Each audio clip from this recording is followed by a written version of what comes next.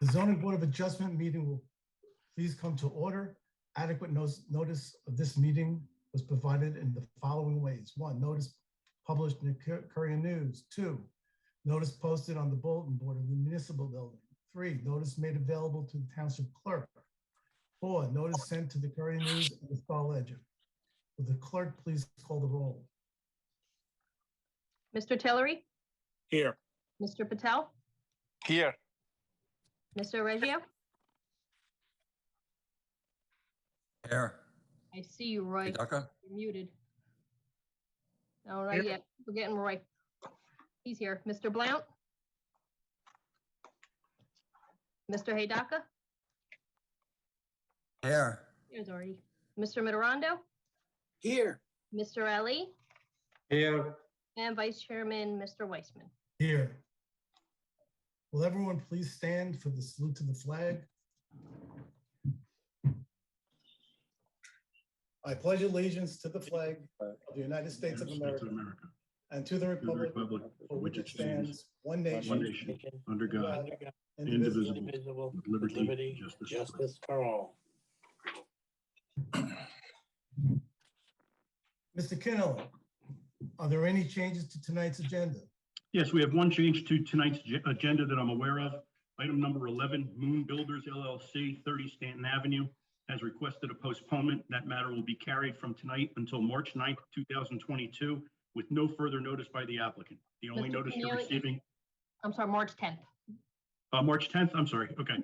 March 10th, 2022, with no further notice by the applicant. The only notice you're receiving is my announcement here tonight. So anybody that's interested in that matter, please return on March 10th. It will not be heard tonight. Those are all the changes I have. March 10th, which time? What time? 7:30. 7:30. Okay. Okay, and you could email me and I'll send you the new Zoom information, or it'll be on the website. Okay, let's proceed to item 5. 21ZB 68D. Bahari Patel. Is Bahari Patel present? Yes. Yes, Okay, we are. I need to swear you in. Whoever's going to be testifying, could you raise your right hand? Do you swear that the testimony you're about to give should be the truth? Yes. Okay, you can put your hands down and one at a time, give me your name, please. You had it. And my name is Braj Patel. Okay, could one of you explain to the board what you'd like to do here? I'm sorry?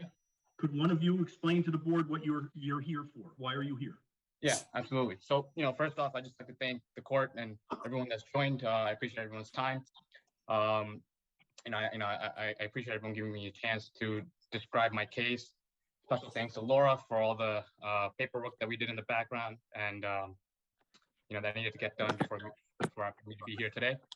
So my name is Raj Patel. I explained that, and I'm the son of the property owner, Bihari Patel, of 22 Bayberry Close, and I've been authorized to speak on his behalf. So at this time, I'd like to ask if I can share my screen. It might help with explaining my case. I think the board is aware of what's going on here. If you could just tell us in a few words why you're here, we may then have a few questions for you. Okay. Well, we changed our fence and we were denied a permit. So we're here to request for a variance. Okay, have you seen Mr. Hinterstein's report dated January 7th, 2022? I have.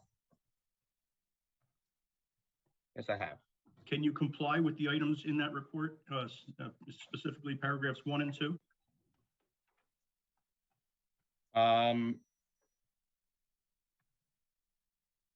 So not the first one.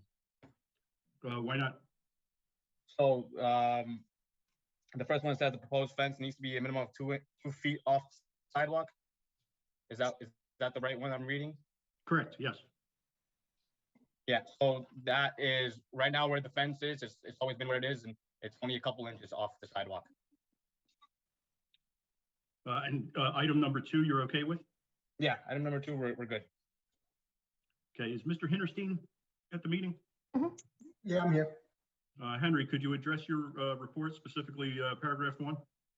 Yeah, I mean, again, just because the fence is there You know, I sympathize with the resident. It seems like the fence was probably put up without the variance originally, perhaps without a permit, but again, the problem is you can't have the fence right up against a sidewalk that runs through the easement, because if the township has to go in there and maintain the sidewalk and plow the sidewalk or shovel the sidewalk, doesn't leave any leeway.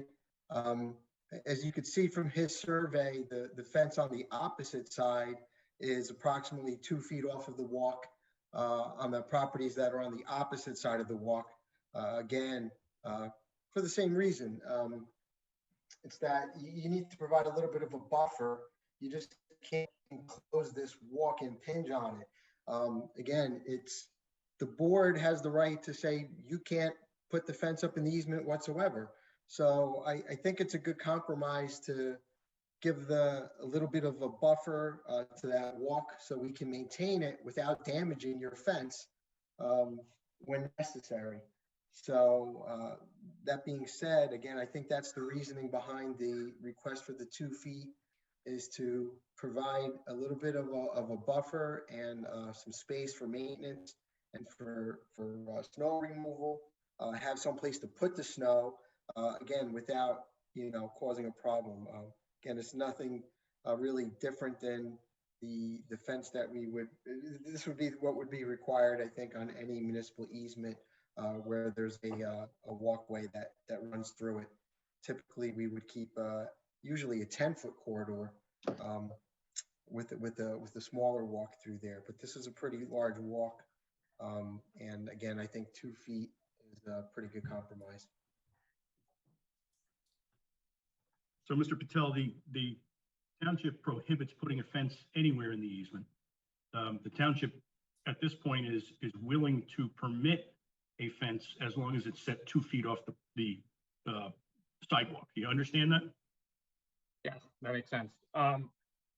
And if I may, I don't want to point fingers or anything, but my neighbor on the other side, I don't believe it's 2 feet. If it's all right, if I did the same distance, I can measure it. I think it's maybe only a foot. The only reason I'm asking is because we have paved a paved walkway inside the fence, and it'll require us to move all of that, and if we want to comply to 2 feet. We do not know if your neighbor's fence got the permits or approvals that it required. We're asking for 2 feet. And Mr. Keneally, Mr. Patel, the other thing is the fence across the street isn't in the easement. So they technically don't have any restrictions. I'm just pointing out that it is approximately 2 feet off, but they're not within the easement. So, you know, if they're not within the easement, I can't tell them, or, you know, if the fence complies with the ordinance and it's not in the easement, they don't have the same restriction that you have on your property because the easement cuts through your lot. It doesn't cut through that lot. It appears that the walkway is partially on that property, but there is no easement there. So from what I'm seeing from this map, the way the easement's sort of laid out, again, and not that I don't, again, as Mr. Keneally said, we don't know if they received the variance or not. But what we're asking for is, I think, the bare minimum should be for a fence within the easement where there's a walkway.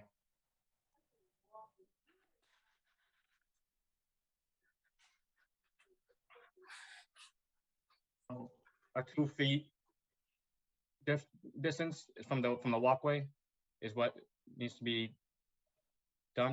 Is that what I'm hearing? Henry? Could you repeat the statement? A 2 feet distance from the walkway to the fence is what's required. Yes. From the sidewalk? Yeah, I think that's what my recommendation to the board is that 2 feet is maintained between the walkway and the fence. This gives adequate, like I said, room for maintenance and snow clearing of the sidewalk.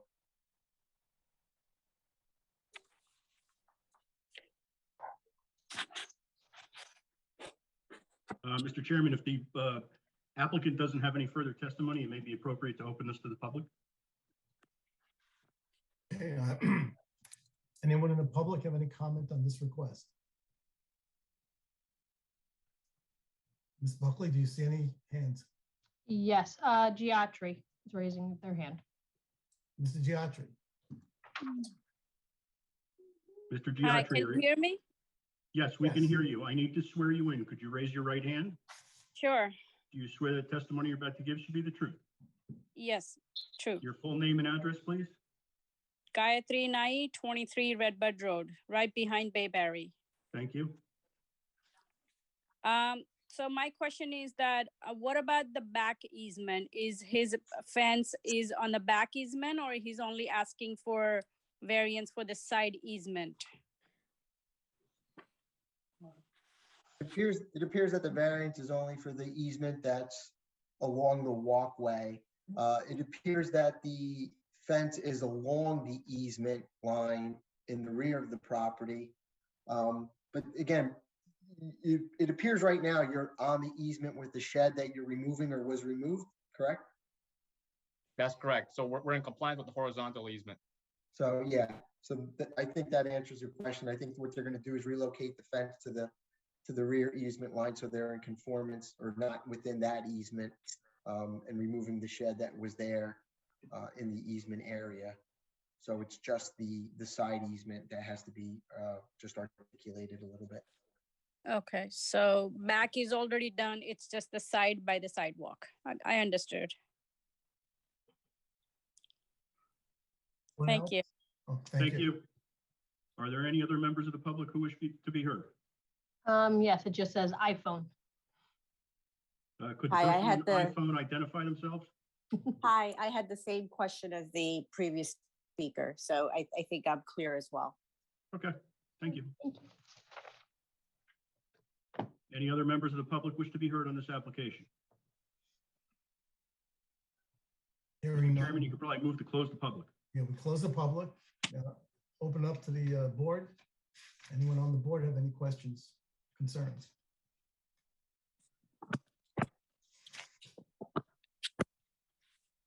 If not, the board could entertain a motion on this matter. No, okay, I have one question because I did not hear the response from Mr. Patel about moving it to the 2 foot. I know he understood that he needed to move it 2 feet. I don't know, did he agree with that? That it would be moved? Mr. Patel? Yeah, I mean, is that the only thing that I can do at this point, or is there any other steps that I can take to I guess, not move it? Because the only reason I'm saying this is because we have a paved walkway inside of the fence on the inside property, and we'll have to move all of that just to move the fence 2 feet. So if there's any compromise, maybe just 1 foot or 6 inch, I don't know. I mean, The compromise that was offered is 2 feet, since it's not permitted at all.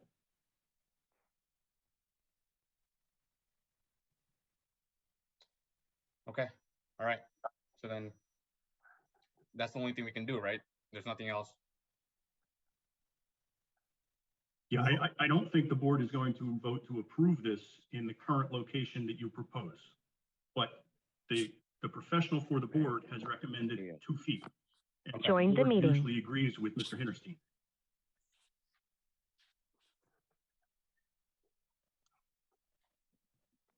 And if you're okay with this, we can move forward. That's okay. Okay, thank you.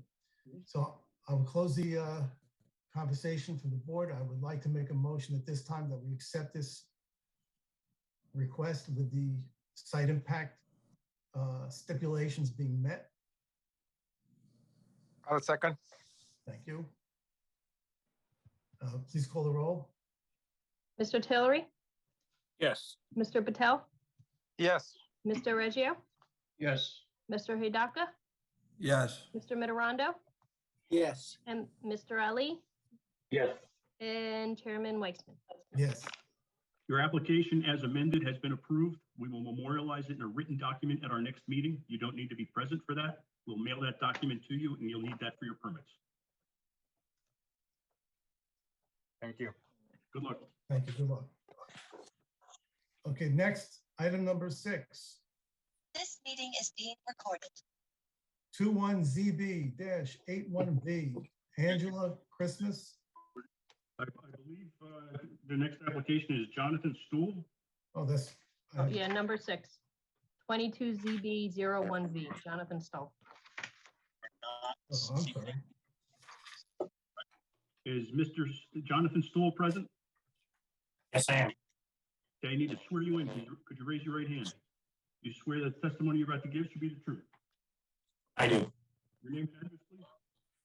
My name is Jonathan Stool. My address is 10 Dunbar Avenue. Thank you. Could you explain to the board what you'd like to do here? Oh, Rodney's on there. Yes. We're trying to install a pool in the rear yard of our property. And the property has a dual front setback. Mr. Stoll, you have a very bad connection. We can't hear you. Is that better? Keep going, we'll try it. Okay. We're trying to install a pool in the rear of our yard, and there's a 40-foot front yard setback that we're looking to get relief from. Okay. Have you seen Mr. Hinterstein's February 9th, 2022 report? I have. Okay, could you address that, please? Yes. So we did have a question about the requirement for the 10 feet for the wall from the property line. Our understanding was that the interpretation of the ordinance is that the water surface of the pool needs to be 10 foot back from the property line. Yeah, that's correct. That is the ordinance for the pool. The problem is you're looking to put the wall in the pool within a front yard setback. That's not allowed. So I appreciate the fact that the pool is meeting the intent of the ordinance, but at the same time, it doesn't meet the ordinance because pools aren't allowed in front yards. So that's why you're here before this board. So really, it was tough from your drawing. It was a little bit tough to determine how the wall is going to operate because you didn't provide any grades or topography on your plan. So really, my question with the wall pertains more so to the topography. Are you putting that retaining wall in because the grade drops as you go to the rear of the property? So you're trying to level off the pool area and fence is going to sit lower than the wall? Is that the... That's correct. The pool will be raised up because the grade is dropping towards the rear of the property. Okay. So in that case, you could disregard the comment about the separation needed between the pool wall and the fence, because the wall is going to actually decrease the height of the fence in the sense that even if they're close together, it's not making the fence any higher, which is a concern sometimes. So that being the case, and since the separation isn't needed, I don't really have an issue with the retaining wall being in the location that it is, because it's not going to impact the height of the fence. So really one is going to be sort of eliminated by the fact that the wall is going to level off the area and the fence is going to sit lower. The only other comment would be is that, you know, your rendering showed a couple other items that you're not seeking approval for tonight. So want to put that shelter pavilion in or that shed within that front yard area, you're going to have to come back before this board at a later time for those items. Right. We understood that. The rendering was a visualization of the initial concept, and we're not moving forward with those pieces at this point, and we don't know if we ever will. Okay. I have no other questions, Mr. Field. Mr. Chairman, if the board has no questions, you may want to go out to the public. This is now open to the public. Anyone have a question, please raise your hand.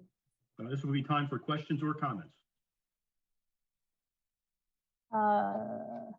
Just double checking. No one, Chairman. Hearing no questions or comments from the public, I close that part of the public part of this meeting. Anyone on the board have any questions or comments about this request? Hearing none. Can I get a motion? I'll second.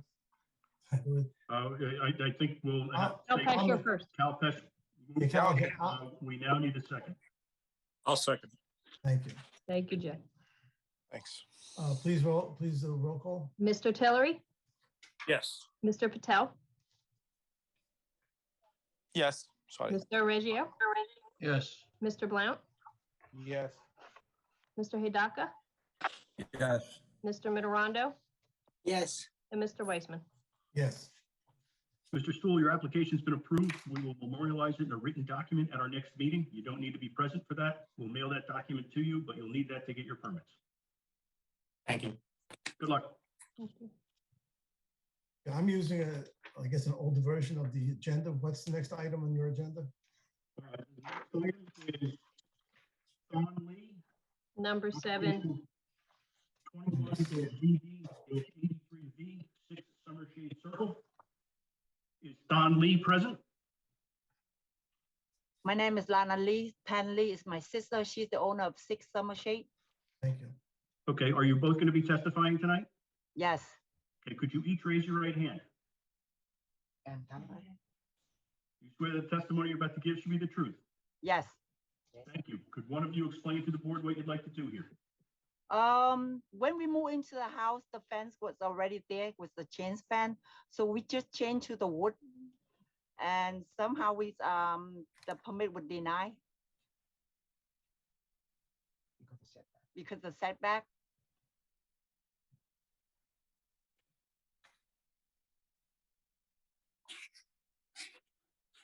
Henry, do you address this in your site impact? Yeah, I mean, I don't see any really big issues with this application. Although a variance is being requested for the fence on the front yard, it's pretty substantially set back. It's, I believe, almost 28 feet back. So it encroaches into the setbacks about 7 feet. It's been there for a while, I believe, as a chain link fence. I think they're gonna create put a solid fence in now, but the site corridor really isn't impacted by this application. The existing shed seems to have been there for a pretty long time, and it's pretty well screened or buffered by some existing landscaping. So I really don't see any issues with the application. I'd like to Mr. open Chairman, this- if the board doesn't have any questions, you may want to go to the public. Are there any questions from the board at this point? Hearing none, I'd like to open this up to the public. Are there any questions or concerns that you'd like to voice at this time? yes, there is Muniz. Mr. Jesus Munoz? Yes. Okay, could you raise your right hand? You swear the testimony you're about to give should be the truth? I do. Your name and address, please. My name is Jesus Munoz. My wife Maria and I own 3 Mimosa Lane, which is right behind 6 Summer Shade. Thank you. And your question or your comment, please. Well, I have a question, more of a clarification about this that took place. I understand that when we've been living here 25 years and the chain link fence was there ever since we moved here. So what I need to be some clarification about is the chain link was replaced, but it was replaced with a 6-foot solid fence. Okay, so my question was this, did you require a permit to put the 6-foot fence? Mr. Hinterstein, could you answer that for the gentleman? Yes, a 4-foot high chain link fence would not require a permit if it's in a front yard setback. But when the fence was converted to a solid fence, so when it did become a solid 6-foot fence, all fences require permits and zoning permits. And what happens is, if it complies with the ordinance, we approve it. If it doesn't comply with the ordinance, then you're required to get a variance if you want to deviate from that requirement. So again, 4-foot fences are allowed. If the fence was already replaced, which I'm pretty sure it has been replaced already. Maybe you could confirm that. That's my question. So what probably happened is either something happened, somebody said they put up a fence without a permit, or perhaps they went to go sell the property and they saw that there was an illegal fence up without a history of a permit. Whatever the case is, something happened that pointed out to the township that the fence was put up without a permit, without a variance. So they ended up having to apply to the board to legitimize the fence that's located in the front yard. Again, 4-foot chain link fences are allowed. Once you put a solid fence up in the front yard setback, you do require a variance for that. And typically we do, depending on the situation, we do give variances, especially for corner properties, because there are 2 front yards. So it's somewhat of a hardship having 2 front yards and the amount of space.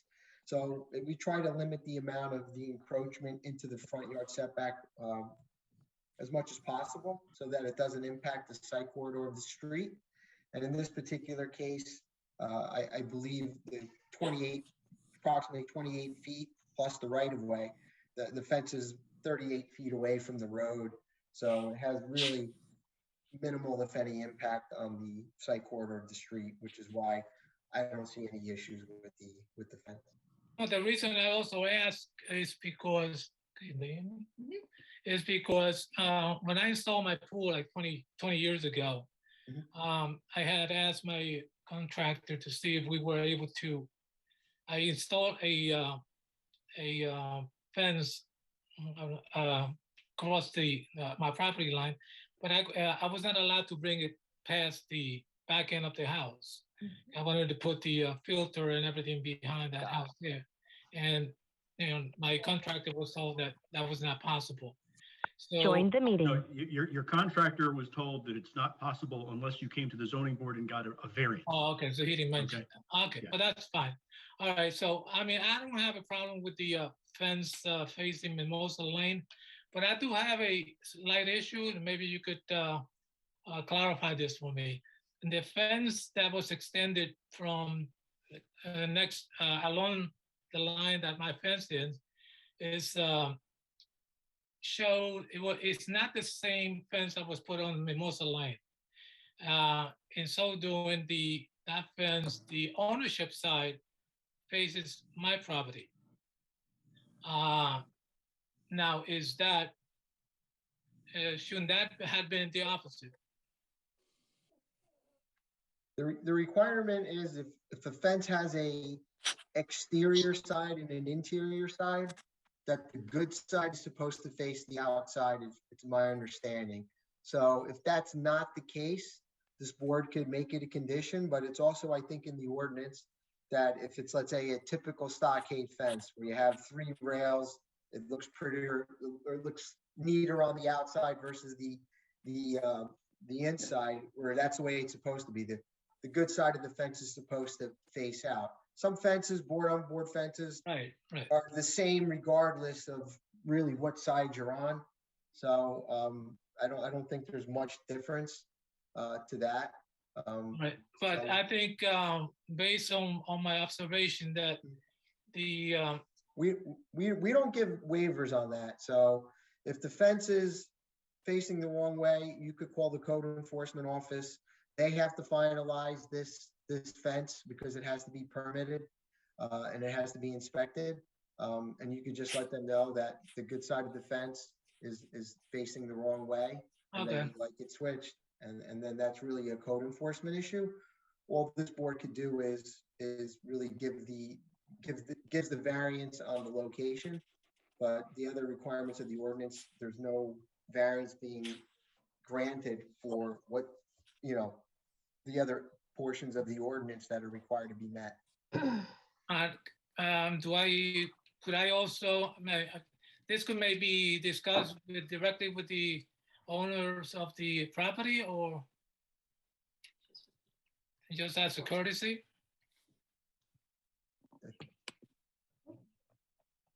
We encourage you to talk to your neighbors.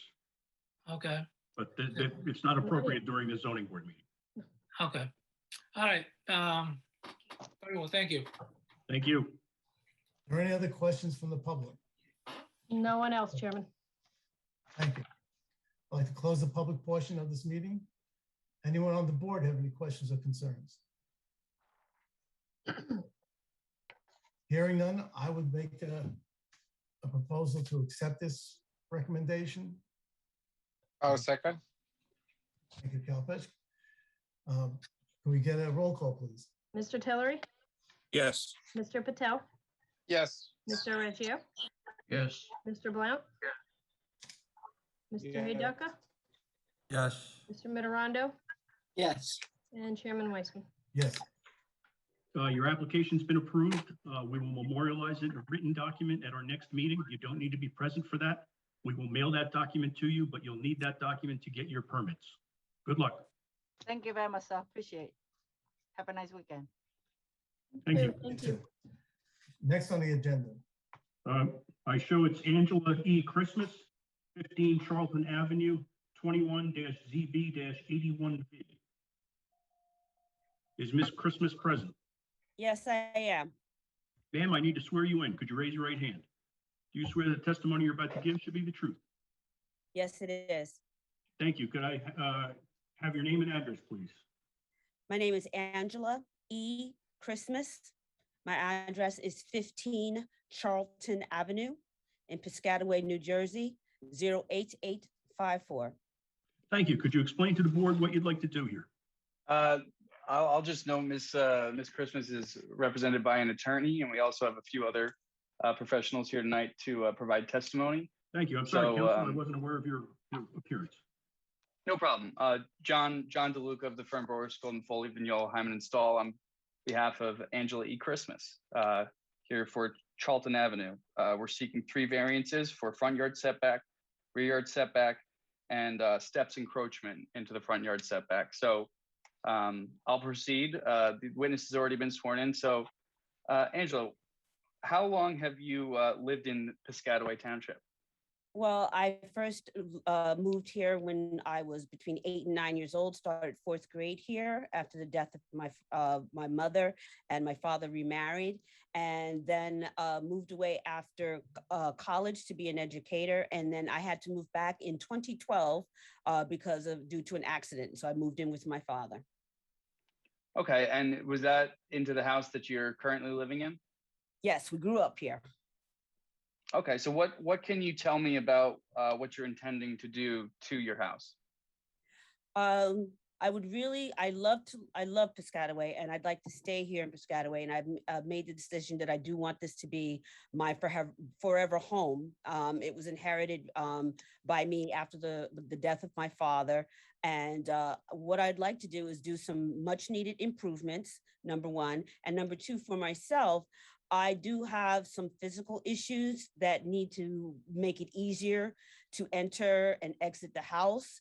I experienced this with both my father and my stepmother with having to have medical attention and ambulances and so forth. Also, I experienced it myself after my accident in 2012, in which I was on crutches for several months, and it was very difficult to get in and out of the house. I actually had to crawl up the steps. So I have ongoing health issues, and I know there are going to be, surgeries or procedures in the future. And I need to make sure that I have easier access, and anybody who is assisting me has easier access.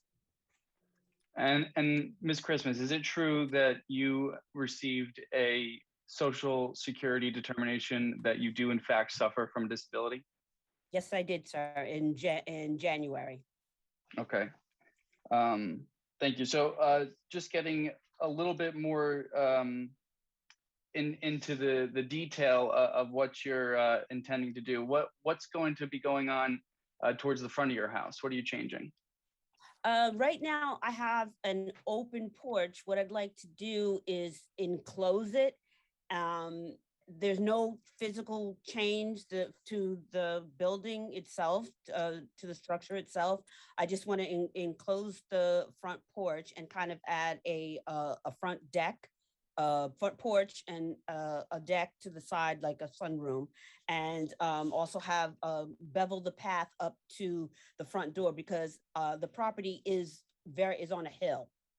And there needs to be, it's very treacherous to try to make it up and down the hill, especially in the you know, the colder months. And because I have a problem with stability and walking, I need to make some changes so that it's easier to access the properly easily for myself or any guests. Okay, and what about in the rear of the property? What changes are you making there that would help you with your disability? Well, to the rear of the property, I kind of, what my architect, Mr. Murphy, and I worked out, because I said there needs to be a way that I can access the house. Worst case scenario, if I need to be in a wheelchair or if I need to access with crutches, that's why there's kind of like a ramp that kind of goes around the house, up the around the back porch and up, because that's at least one way to have unfettered access and exit. It's a little longer of a way around, but I have seen when, you know, the ambulances had to come from my father or my stepmother, the difficulty in trying to navigate the steep front walkway. The only other way is to try to maneuver through the garage and down the back porch. There had to be some changes here. Okay, and are you intending any interior changes to accommodate your disability and potential future health issues? Yes, Mr. Murphy and I, my architect, I specifically said I wanted to make sure that the walls were widened, the hallways were widened. I'm also looking, I would like to put in a stilt lift elevator to the basement because the washroom is down there. And I saw how my father struggled, and I also have a lot of trouble with stairs and steps because of my injury. My Achilles tendon was permanently damaged, and I also have sural nerve damage. So it is difficult for me to maintain stability if I'm not on level. But going up and down stairs, steps, inclines, declines is treacherous for me, and it's to the point where it's difficult for me to manage. And I do live on my own. I'd like to continue my independence as long as I can. But when I'm doing laundry and I have to go up and down the stairs, you know, I'm usually on the phone with a friend just in case, you know, something happens. I need to have access, easier access to that part of the basement. And because we are changing some of the rooms up here on the main floor, I didn't want to lose a bedroom, so I'm putting another bedroom in downstairs as well. Okay. All right, I have no further questions for you, Ms. Christmas. So with that, I would like to call your engineer to testify, Ms. Catherine Muller. Good Is Ms. evening. Muller present? Yes, Could you raise your right hand? Do you swear the testimony you're about to give should be the truth? yes, I do. Name and address, please. Catherine Muller. I'm the president and principal of Page Muller Engineering in Warren Township, New Jersey. I'm a registered professional engineer in the state of New Jersey. My license is in good standing. I've been qualified as a professional engineer in front of numerous boards throughout Monmouth, Middlesex, Warren, Somerset, Morris counties. Mr. Weinstein, I believe that this witness is qualified to testify as an expert engineer. Thank you. I do have the plans. If I have the ability to share my screen, I'll go through them and show the board the improvements that you've just heard from Ms. Christmas about. Ms. Buckley, can she share her screen? Yes.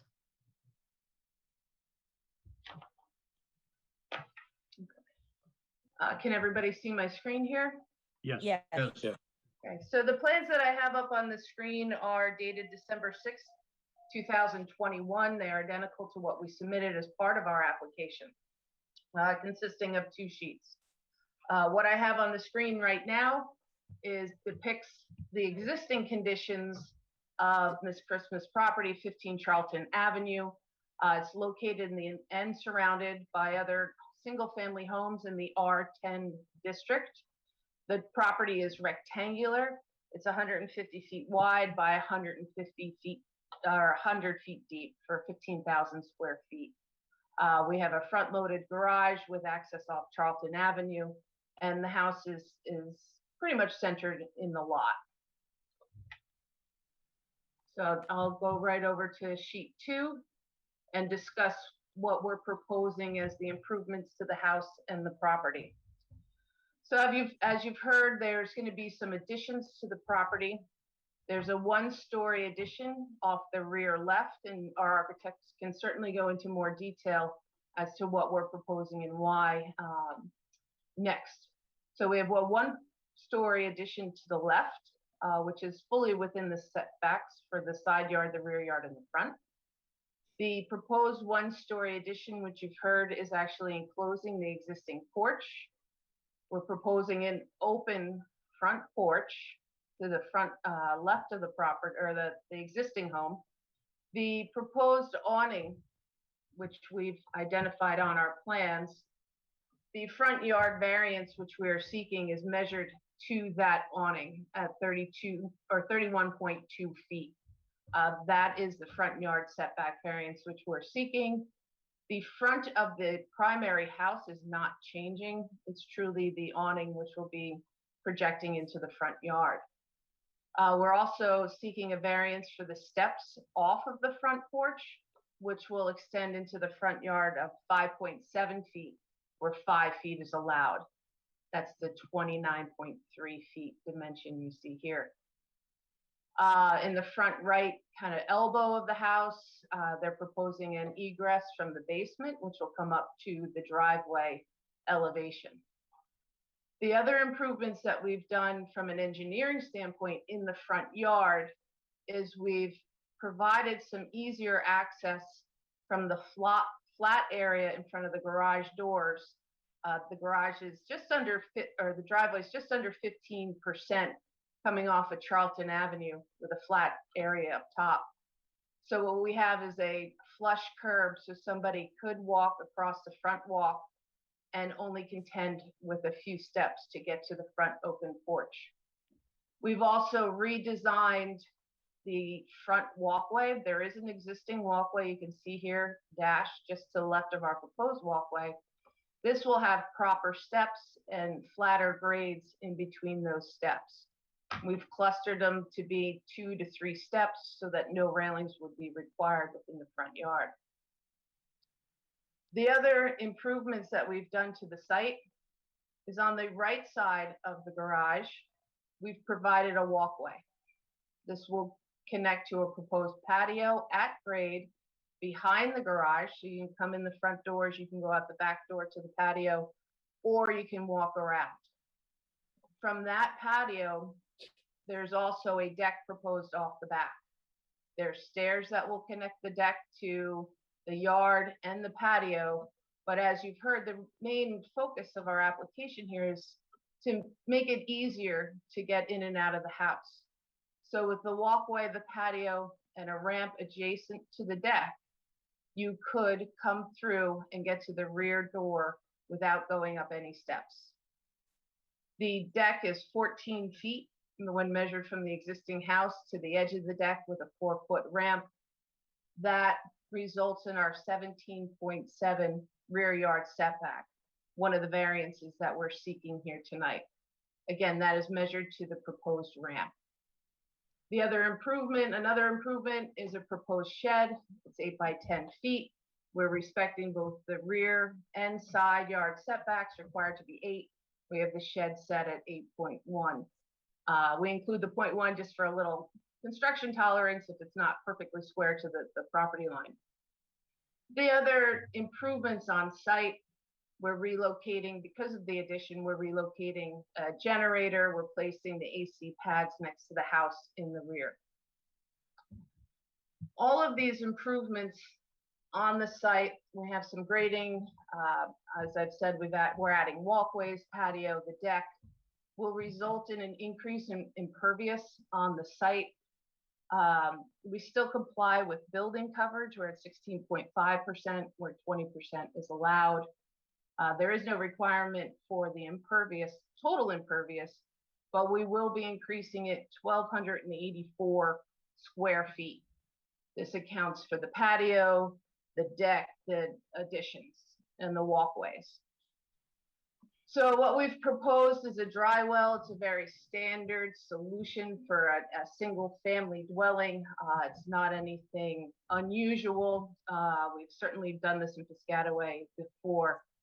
We've sized the dry well, which will be in the front left corner of the house or the property, to receive 3 inches of runoff from an equivalent roof area for the increase in impervious. This will be filled with stone, and it will overflow to a gravel bed in the front of the property, not within the right-of-way. We understand the requirements in Piscataway. A soil test will need to be done to ensure that we're not into the seasonal high groundwater, and also that it would function properly. So one thing we do request is if we could do the soil testing when the machines are on site, to not have to hire a machine for the day to do a soil test. Once the machine's there and they're digging, we would perform the soil test, we'd work with your engineer, get them the results, and hopefully confirm that the system will perform adequately as designed. Sometimes we hit different kinds of soils in the area. If it is a shallower groundwater, which I don't anticipate due to the slope, we could go to a smaller system, but again, the dry well in the front is a very standard solution for stormwater management on a single family lot.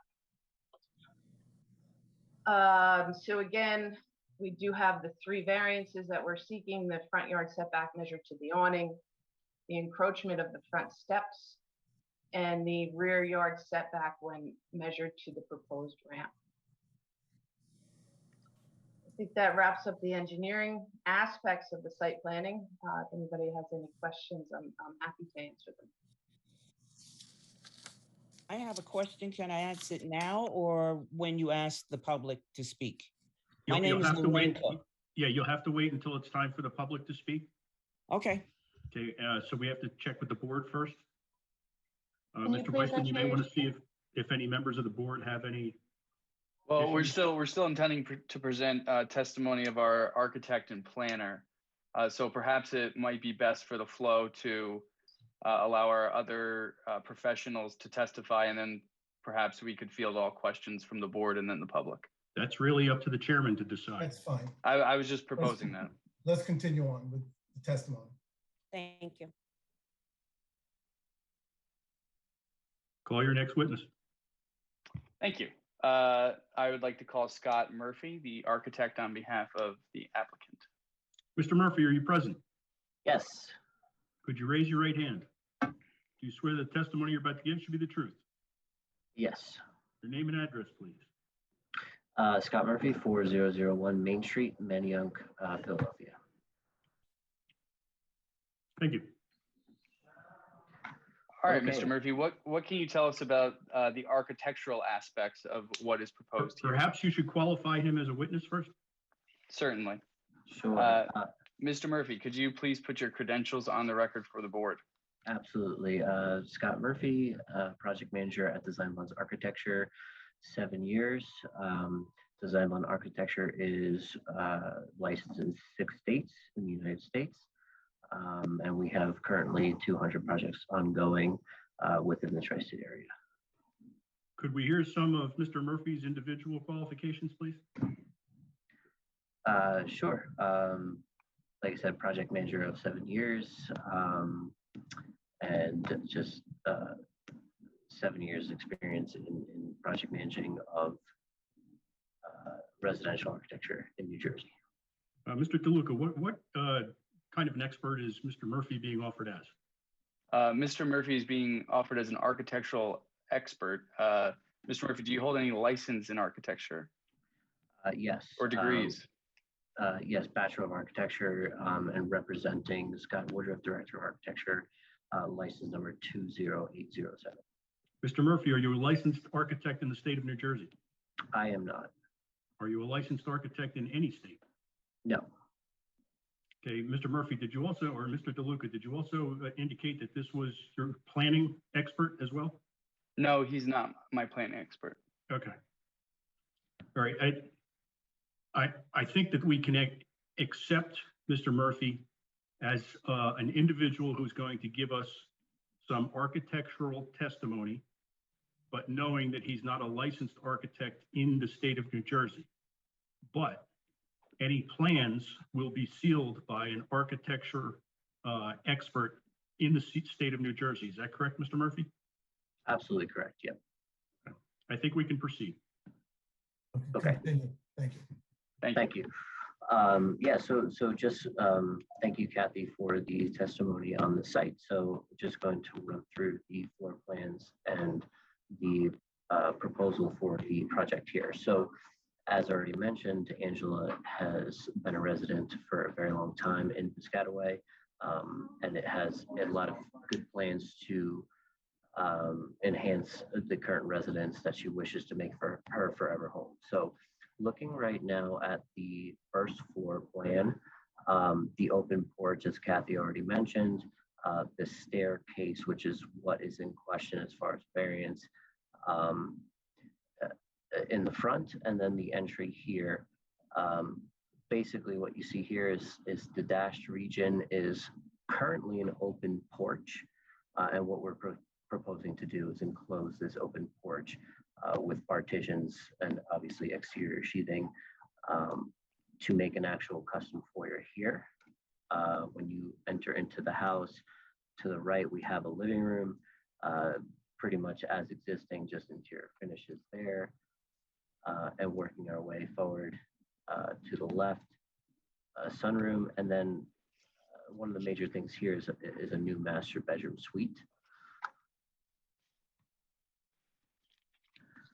To the rear of the kitchen, again, one of the variances we're looking for here is a new deck. One of the biggest things I have to say, and then echo what Kathy had testified before, is that we are looking to have a ramp feature around the back of the deck to make sure that we can get some accessibility in and out of the main floor. So as Kathy mentioned, there would be ramping around the right side of the garage and then around the back of the house to make sure you get up onto a deck.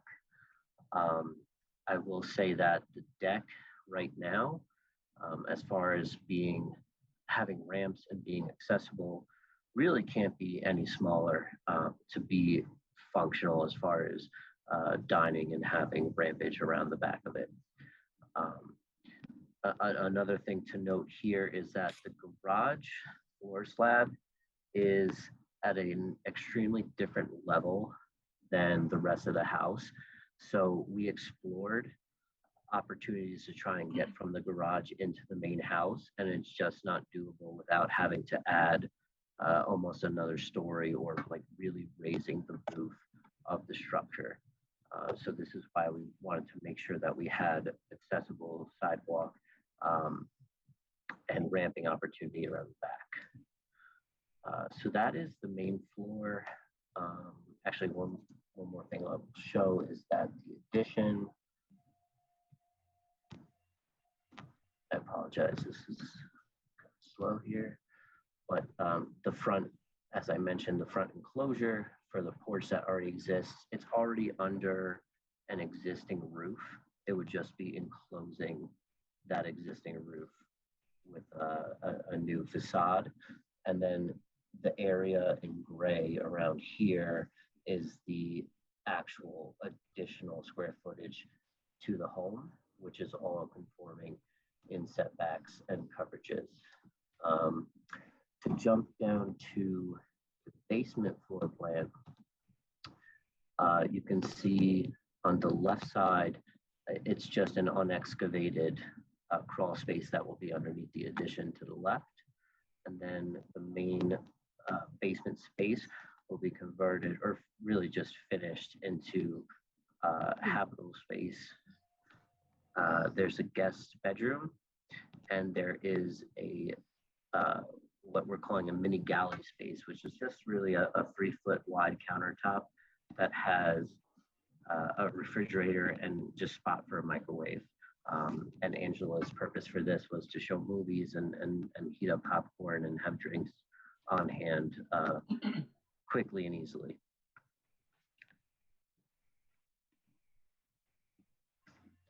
Mr. Murphy, I'll just ask you to clarify, this mini galley is not a functional kitchen. Is that correct? Oh, yeah, absolutely correct. Like I said, it's just 3 feet wide. We'll have a little mini fridge and a place to as Angela puts it, heat up popcorn. So, yeah, absolutely not a kitchen. Thank you.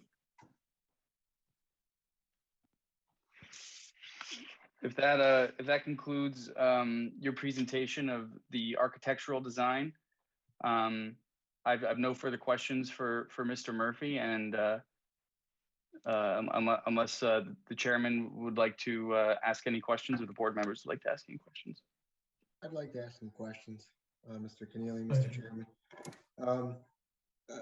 And I guess I could direct them to the architect. The architectural plans show a ramp, does it not, coming off the front porch to the right?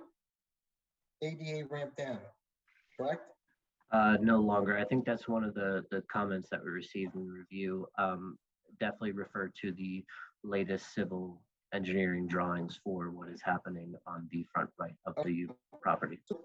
So basically, we've been touting how these changes are necessary for ADA accessibility and for circulation, and really for accessibility to make it easier. But we're maintaining front steps, and we're not adding a ramp to the front of the property, but we're asking for variances. Correct?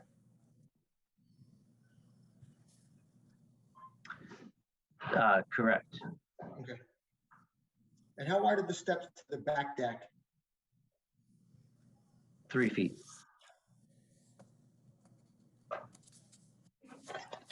They look larger than 3 feet.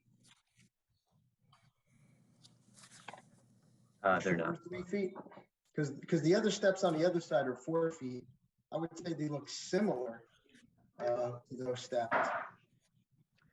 Well, they would be 3 foot clear. So I think we're about 3'4", I guess, from width to width. And then you also testified that you thought this deck was the smallest that the deck could be for what exactly? Just to be a functional deck, as far as God forbid. You have a dining table here that holds comfortably 8 people, 2 couches, and what appears to be a large table or fire pit on the deck. You're telling me, and decent amount of space still around the dining room table. So I don't know. It just seems a little bit on the large side for the variance that you're requesting, in light of light of the fact that I just don't see why the front ramp's being eliminated. I'm just being thrown off on the accessibility, and what I thought was, the idea of making this more of an accessible home, and the front ramp being eliminated and just maintaining this back ramp. Mr. Hinterstein, if you don't mind, I think I could offer some information here. When we originally met with Ms. Christmas and Mr. Murphy, they had already been working on their architectural plans and solutions. They did not have the benefit of a topographic survey at that time. So then my firm went out and we did the topo. And the ramp that was shown on the architectural plans to get from the elevation of the garage, which is almost half a story below the main floor, and Scott can tell the differences in the elevations, it was extremely steep. We actually worked through a number of different concepts to put a ramp network that may not even be 1 on 12 for compliance with an ADA, which it wouldn't need to be because of private residence, but we would have to include switchbacks to avoid it being too steep from the flat portion by the garage, which we're at elevation 97.9, up to the front door at 102 and almost a half. So we had a 5-foot difference and not a lot of space to get that one shot of a ramp up to the front. So although it's not the shortest route, it's a much slighter or lessened slope around the garage, and would still necessitate the ramp structure by the deck to get up to the deck elevation. When we did the ramps in the front yards, it came halfway through the front yard. So that's why we ended up with the layout that we did, and we eliminated the sloping ramp in the front. I appreciate that explanation. I think that clarifies things a little bit. You're welcome. Henry, any other concerns?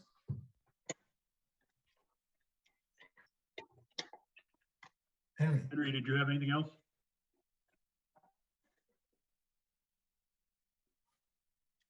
Henry?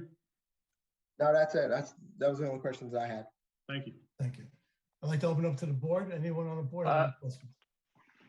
We have one more witness, unless you'd like to proceed with board questions. Let's go Mr. with you. Chairman, would you like to call the last witness? Yeah, our final witness is our planning expert, who will be providing planning testimony, and that's Mr. James Higgins. Mr. Higgins, are you present? Hi, Mr. Keneally, how are you? Good to see you. Nice You swear seeing the you. testimony you're about to give shall be the truth. I do. Mr. Higgins has been accepted as a professional planner by this board on many occasions. Go ahead, Mr. Higgins. Okay. Good evening. I'm not going to spend your time describing the variances. They were described at length. What I will do is give you what I think are the reasons for the granting of those variances, which I think are fairly compelling. In this instance, the variances that are being requested really fall under the C2 variance criteria, where the benefits of the granting of the variances substantially outweigh the detriments. And the reason I say that is I think there are substantial benefits to the granting of these variances, because not only does this application in allowing Miss Christmas better access to her house and to utilize her house better, it not only advances the purposes of the municipal land use law with regard to promoting the public health, safety, morals, and general welfare, but also it advances the purposes and the intent of the Americans with Disabilities Act and with the Federal Fair Housing Act. And more specifically, the Federal Fair Housing Act is, as amended, requires that governmental agencies, now quote, make reasonable accommodation in rules, policies, or services to afford handicapped individuals equal use. And I think that is a key phrase there, equal use and enjoyment of a dwelling. And really the improvements that are being proposed here that generate the need for the variances, I think do facilitate that goal. The biggest variance that's being requested is the rear yard setback variance. While I can understand Mr. Hinterstein's concerns about the size of the deck, I can tell the board from personal experience that 14 feet is the absolute minimum. I lived for years with a disabled woman, and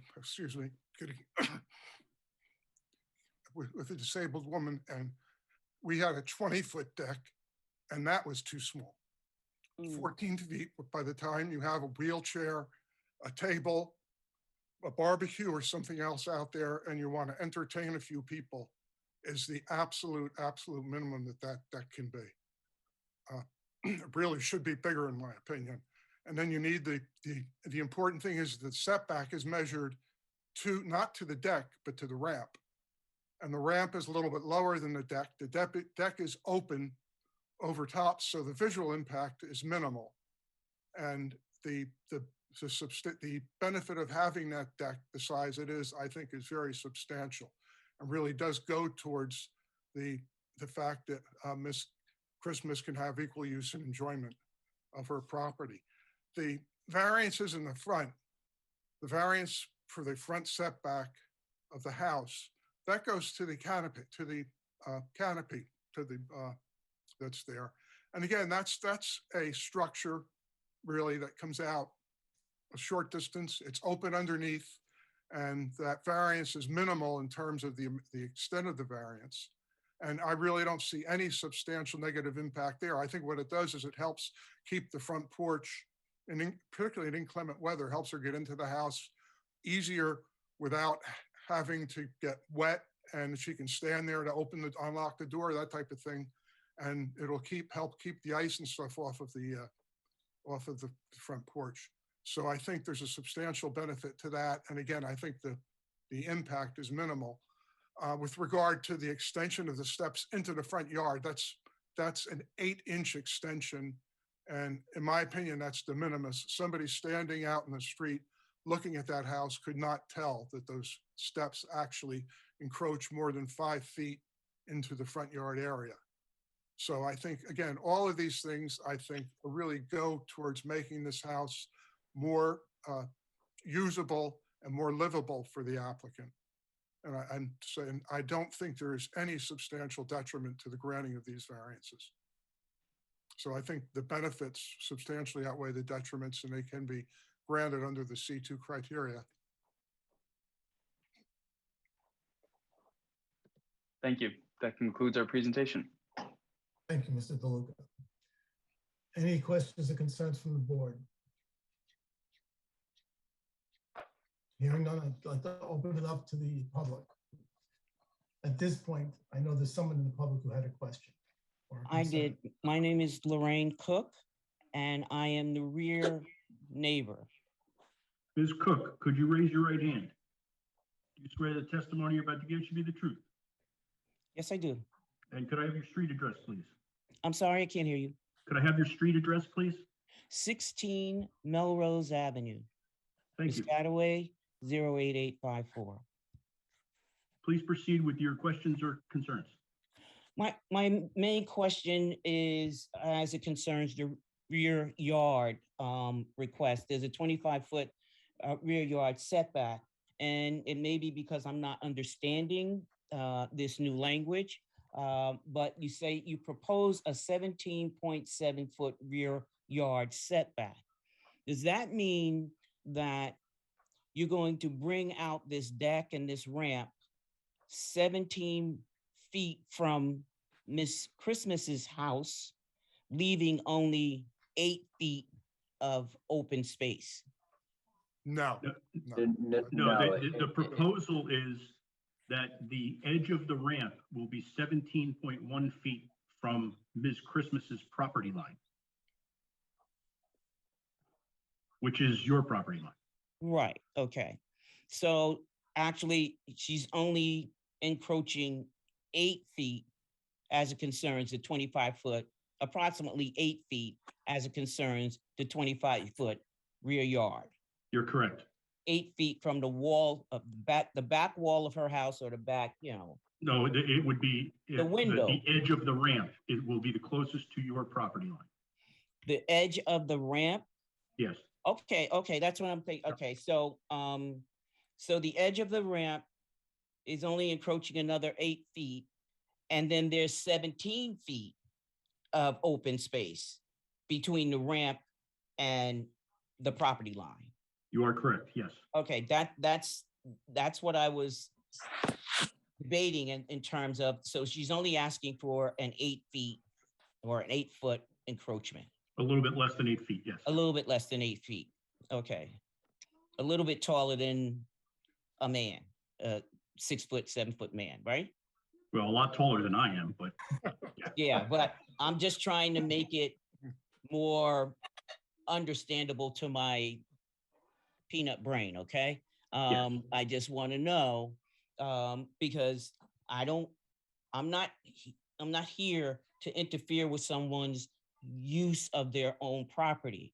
However, I do feel I just wanted to understand, because I'm the backyard neighbor. Yes. How much of a difference is there going to be with this renovation? So the closest structure to your property line will be 17.7 feet from your property line. From the property line, okay. Yes.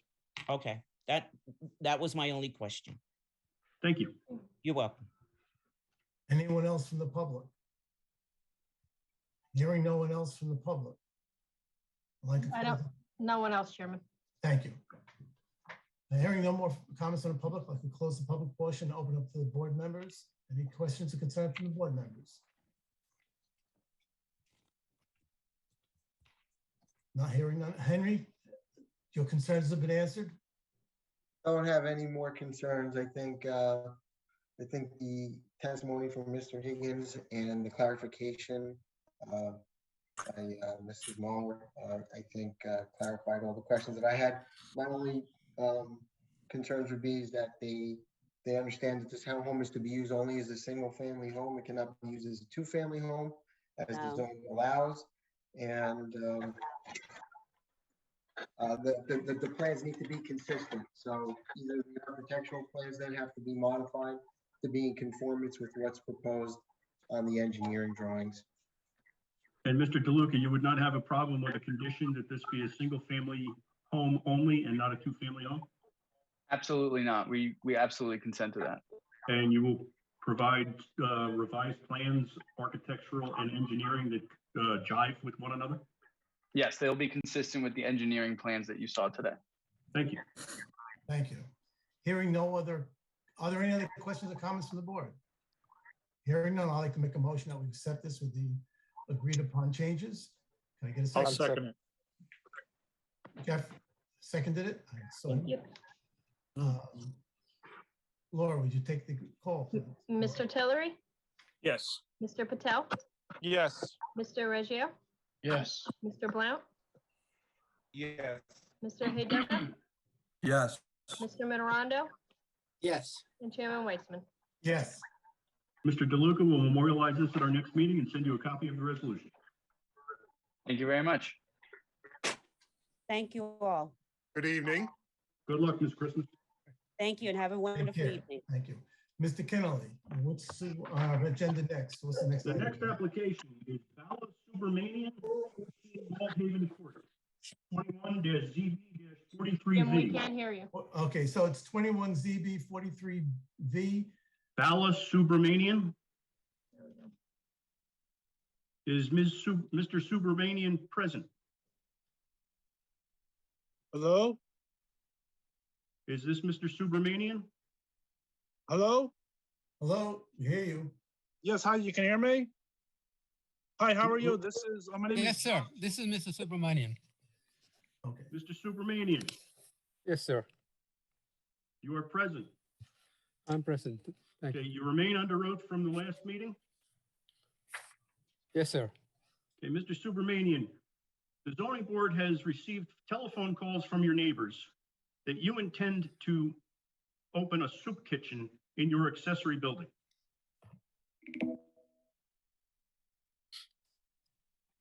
It's not a soup kitchen, sir. I said basically that we want to do some cooking there. I didn't say we're going to open a soup kitchen there. Okay, Mr. Subramanian, if you're proposing anything other than a garage accessory structure, you need to go back and file a new zoning board application and explain exactly what you intend to do with that structure. We will, sir. But right now, all that we are trying to do is we just reconstruct the building the way it is. And then The zoning that's board all. will not proceed with any application to reconstruct the building while it knows that you have a proposal to do activities there that are not permitted under the ordinance. We you won't are do any activity that's not permitted under the ordinance, sir. You are required to go back and file an amended application explaining what your intentions are for the use of that property. We will, sir, but for the time, all that we're asking is this particular property was deeded and we sent you the copy of the deed that was there from before. And if you see in there, this was approved by the planning board as a structure. And that's all we're trying to do. It's going to be basically a open structure. That's what you're going to maintain as in there. And we're not going to do anything against the, contrary to what the board wants in there. And I mean, we may do several things, but at the time, whenever we do, we'll apply for variance. But right now, all that we're trying to do is we're trying to reconstruct the structure the way it was, rebuild and repair. And that's all we're trying to do. As you can see. The board will not proceed with this application tonight since it has information that you intend to use it for a use that is not permitted in the zone. You are required to go back to the board, file a new application for a use variance so that the board has sufficient information to proceed. Until that occurs, there will be no public hearing on whether or not you can restore this structure. as you can, my architect is there, as you can see, as you can talk to him, and all that we've been trying to do is, we may in the future at some point in time, we may do whatever, but right now we're not doing anything. All that we're trying to do is repair and restructure the building so it doesn't fall apart, and then just put it back so it stays in place. And that's all we're trying to do. We are not going to take any testimony on this since we have information that you intend to do something with a use that is not permitted in the zone. You are required to go back to the zoning board, file an amended application explaining what you want to do.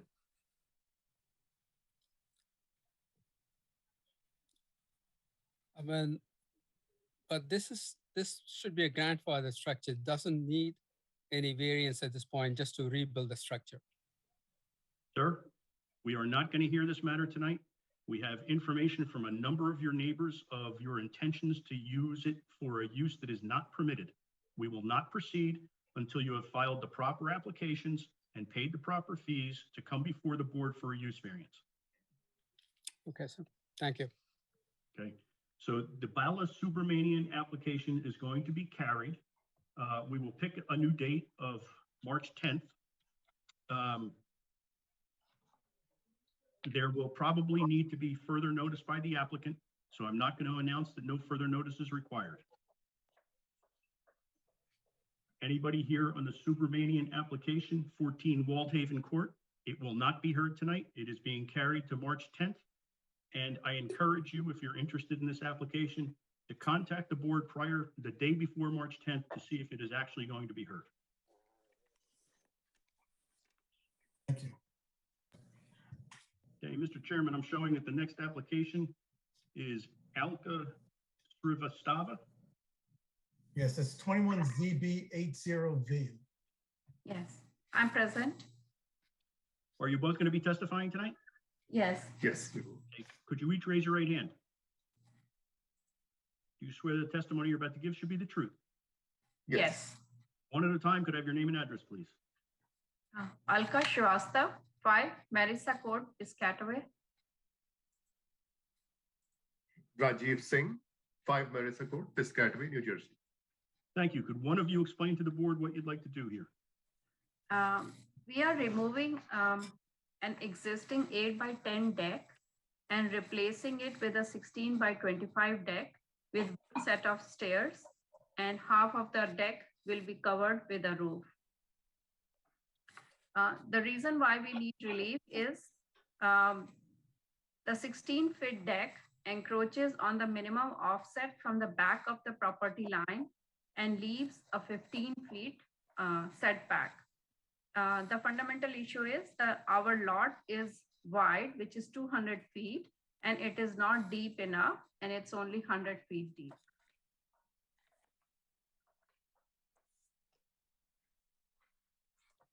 We had read the letter that we got from Mr. Henry, and we have prepared our statement because we wanted to address everything. Is it okay if I read through that?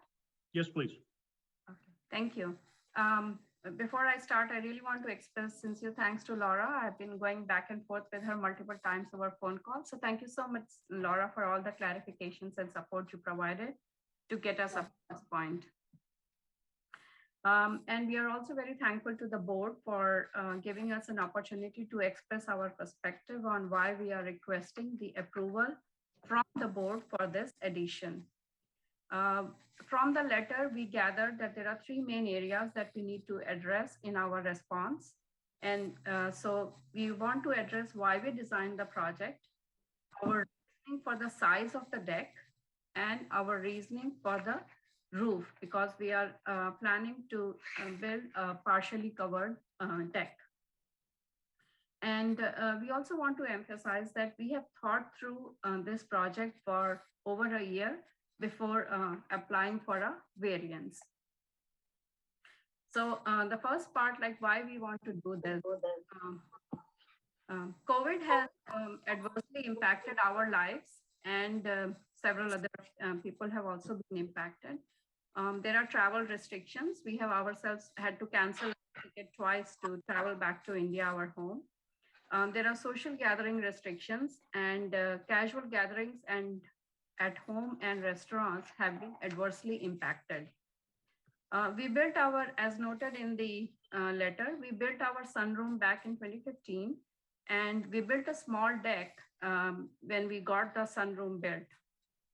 And that was sufficient for us. But due to COVID and the lifestyle changes introduced, we have considered adding this expansion of the deck. We started contemplating this in mid 2020, but we wanted to wait and see how the situation evolves. As we know now, COVID could impact our lives as new variants come around. Even if restrictions are relaxed, they may not be permanent. Early last year, one of our friends made this change and invited us over, and it confirmed our thought process that the expansion we were thinking about made sense.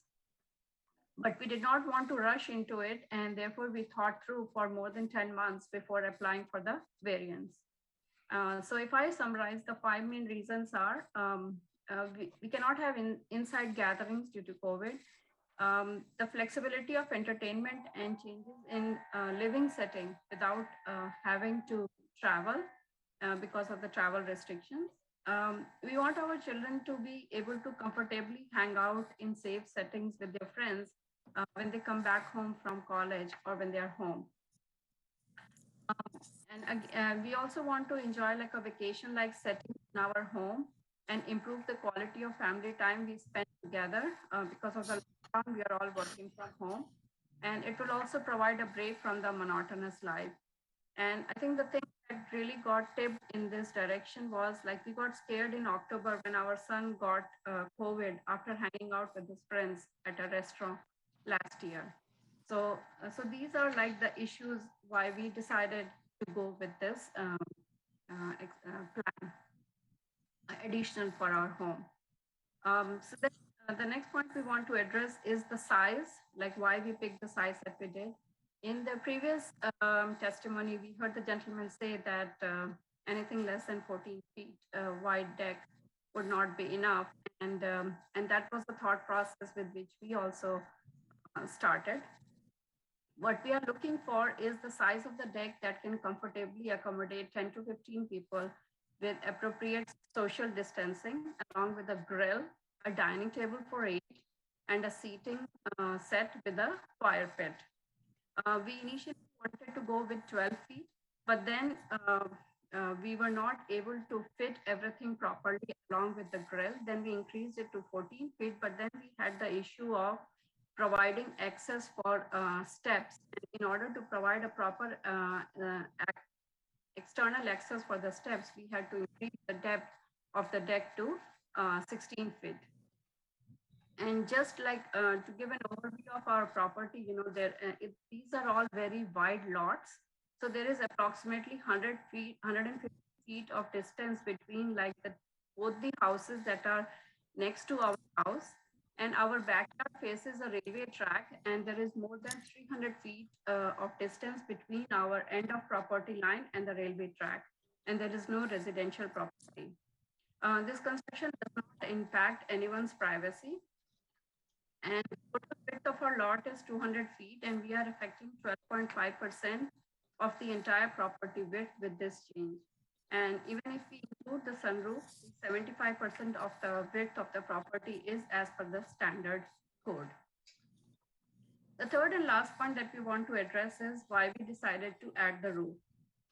Due to COVID fear, we are not comfortable inviting friends and acquaintances into our home and the enclosed sunroom that we had previously built.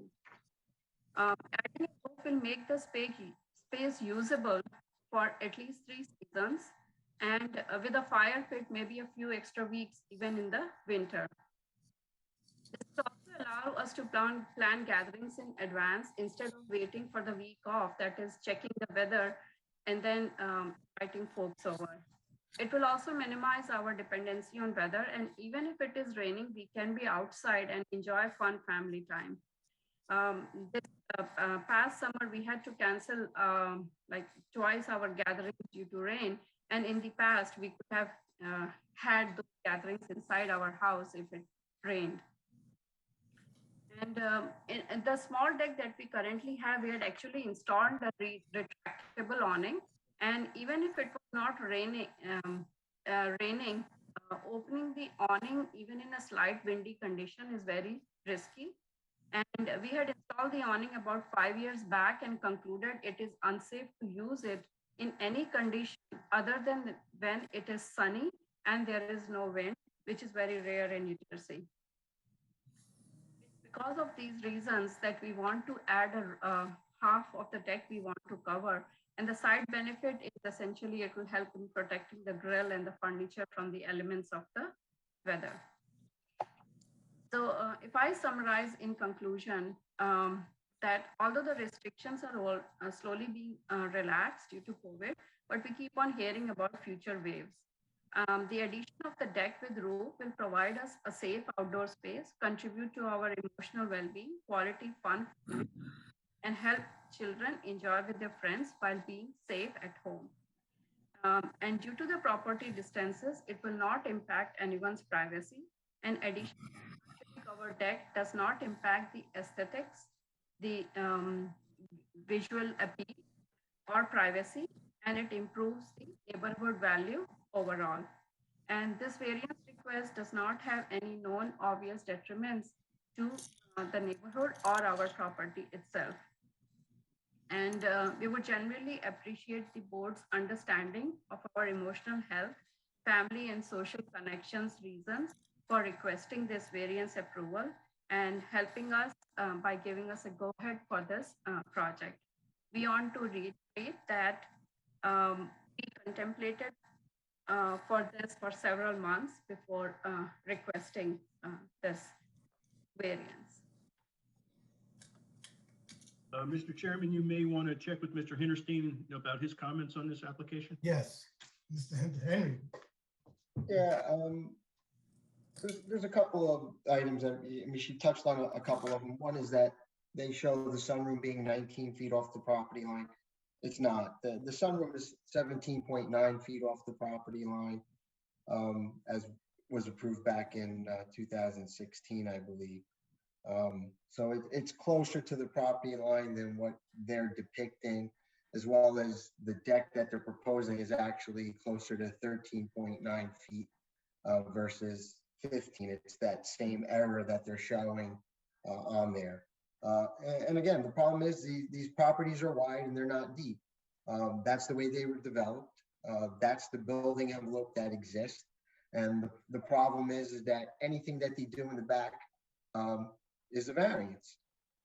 They have plenty of space on the side of both sides of the property. And have you entertained the notion of perhaps putting the deck on the side of the sunroom and then wrapping it around the corner of the house, or coming up with another solution, or again, a paver patio that doesn't require a variance? You could put a paver patio on grade and it doesn't require a variance, and you could have the same enjoyment on that patio and it wouldn't need a variance. So the problem is here you're trying to pack a ton of structures into a setback area that's required to be 30 feet.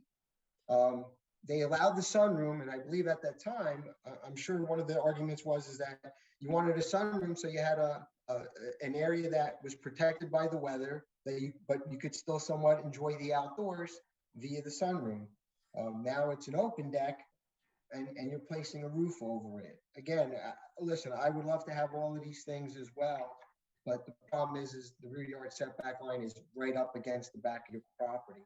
So I definitely think the property is expansive, and you could probably place patios and places of enjoyment in other areas of the property. So I don't see, if this same size patio or a larger patio could be put on the side of the property for you to enjoy, I don't see the hardship of asking for this extreme variance when it could be relocated somewhere else, or it could be redesigned in a manner where it wouldn't encroach into the backyard as far.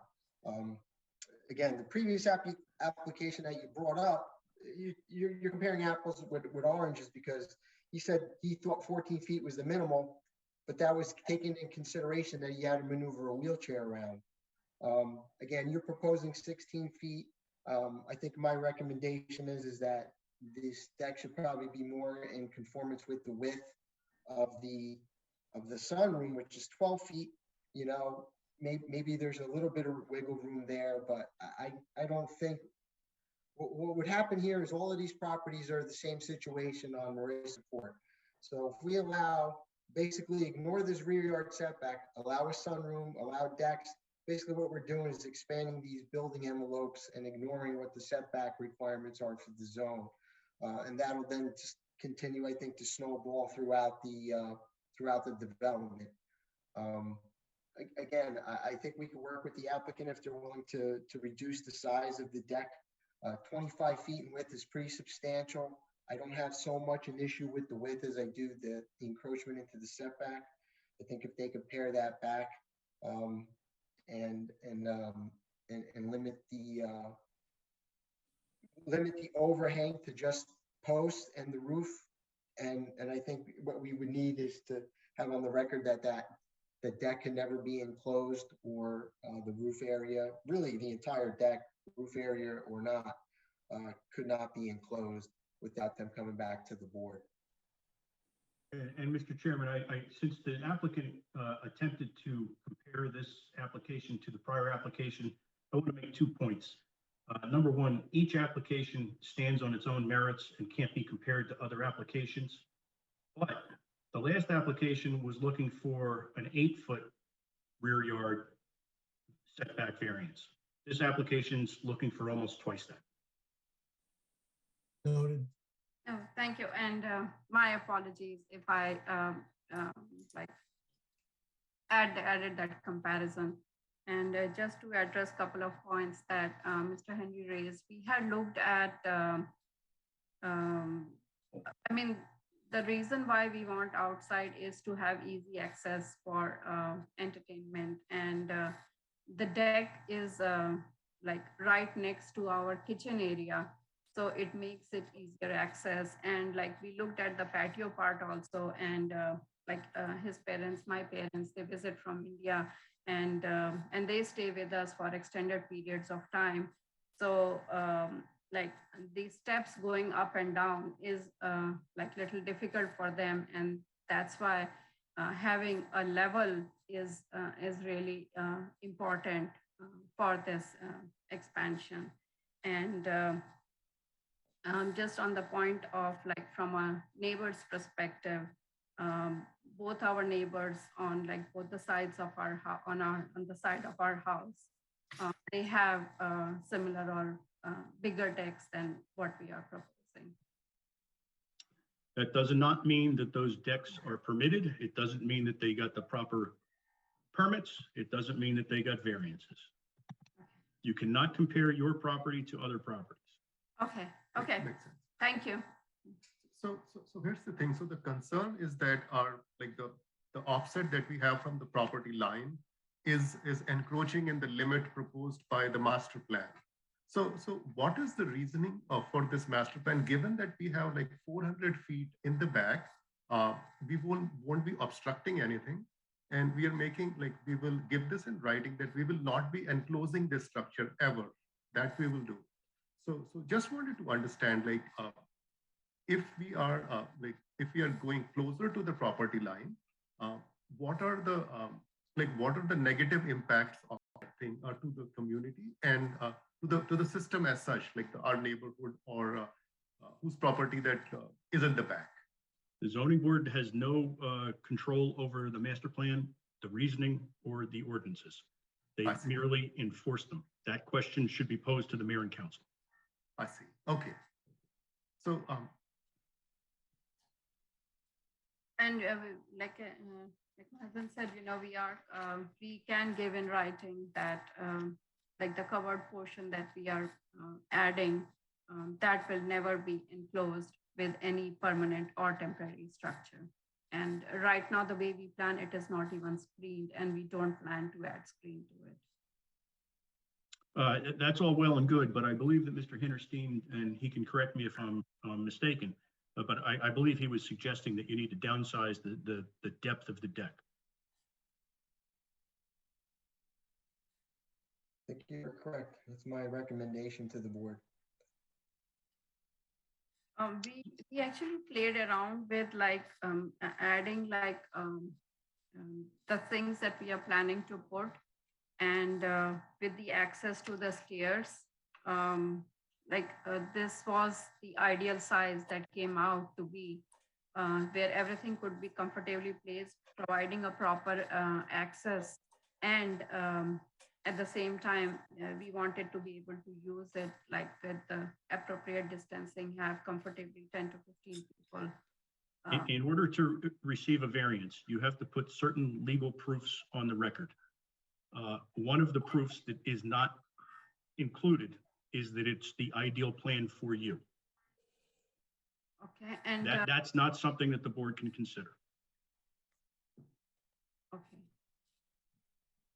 So about talking to the mayor office about the reasoning behind this, the offset and the master plan, like, is there a procedure for that? You can attend a council meeting virtually and ask those questions.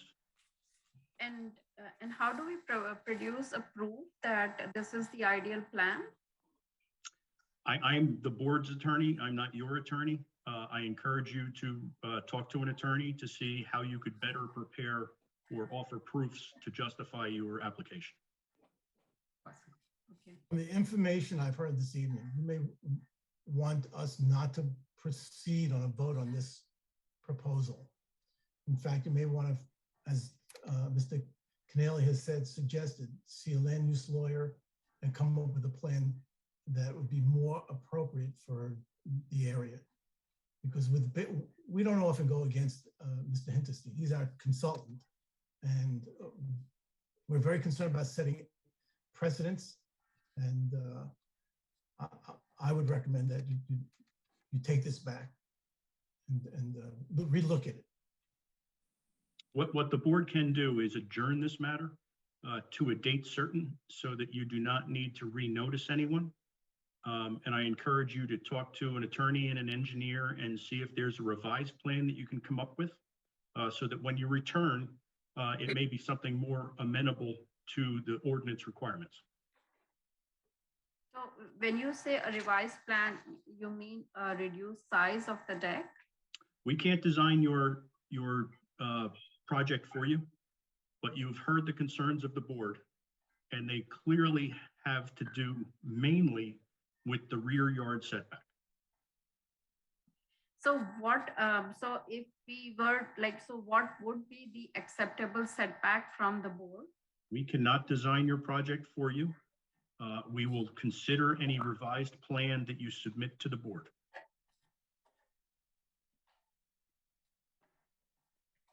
But you've heard the board tonight. They are not in favor of what you're currently proposing. So if we were to go with, let's say, 14 by 25 feet deck and with roof, would that be acceptable to the board and we can submit a revised plan? Ma'am, we don't have that plan before us. Okay. You've heard Mr. Hinterstein's testimony. You know what he would recommend in favor of. So I recommend that you come back with a revised plan. Okay. What you could do is try to revise your plan, and I'd be more than happy to look at it and give you my opinion. If you wanted to email it to me, you could do that through Laura, and I'll be more than happy to take a look at it and give you my feedback. Doesn't necessarily mean the board is going to be in agreement with me, but at least it'll get you perhaps on the right track, and then you could come back to another meeting with perhaps a revised plan that you could live with, that at least in my opinion would be more looked upon more favorably by the board. Ultimately, it's the board's decision to go on. Okay, got it. Thank you so much. Thank you so much for being patient. Thank you. Okay, so you would like to adjourn this matter to a future date? Yes, please. Yes, please. Do you think 1 month will be enough? Yes. Yes. Okay, you understand that any revised plan will have to be in at least 12 days before the hearing. Yes. All right, so Laura, is it March 10th? Yes, Mr. Canale. So this matter is going to be adjourned until March 10th, 2022 with no further notice by the applicant. The only notice you're receiving is my announcement here tonight. We'll see you in March. And the Zoom link for the meeting will be same? I'll email it to you. Okay. It's a different, yeah, each one has its own code, so I'll email it to you. Okay, thank you so much. Thank you. Thank you. Thank you all. Thank you. Moving on to the next item on the agenda. Adoption. The last item on the agenda has been adjourned. We announced that at the beginning of the meeting, Mr. Chairman. Yes, I'm sorry. I was skipping that. I was going to adoption of resolution from the regular meeting of January 27th. There are no resolutions. Okay, right. It was a very short meeting. I apologize. So that was that as well. Adoption of the minutes of the regular meeting, January 27th.